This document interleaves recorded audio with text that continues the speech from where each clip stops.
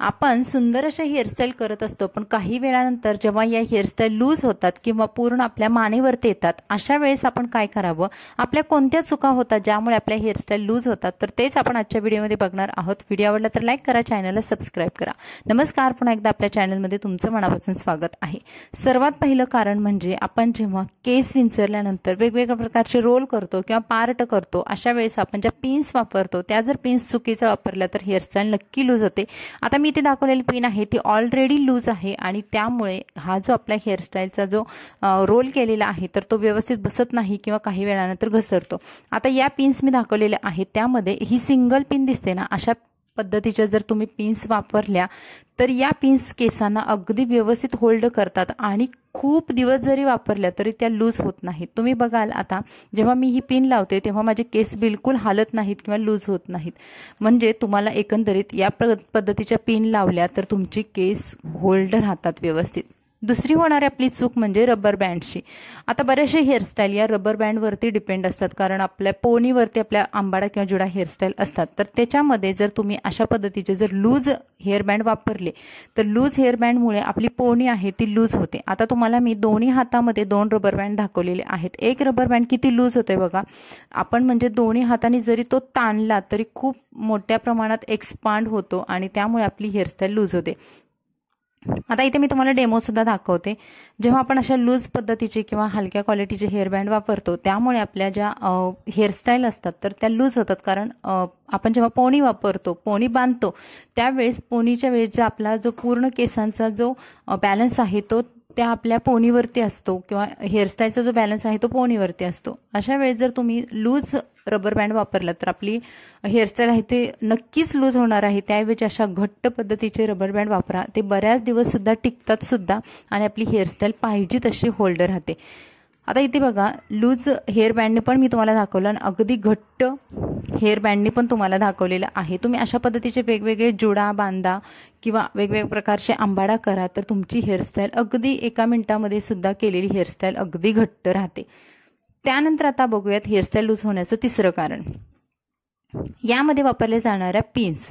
आता बघा या दोन्ही पण यू पिन्स आहेत, पण एक यू पिन आहे तर तिचं जे टोक आहे तर ते आपल्याला केसामध्ये कुठेतरी रुतलं जातं, कारण त्याला खाली गोल नाही. आणि दुसरी यू पण आहे त्याला बघा खाली असा गोल आहे. या गोलमुळे काय होतं, आपण कितीही जोरात जरी यू पिन आतमध्ये खोचली तरी ते आपल्या डोक्यामध्ये घुसत नाही किंवा आपल्याला कम्फर्टेबल फील होतं. त्यामुळे आपण अगदी घट्ट पद्धतीने ते घुसवण्याचा प्रयत्न करतो आणि त्यामुळे आपली हेअरस्टाईल व्यवस्थित होल्ड होते.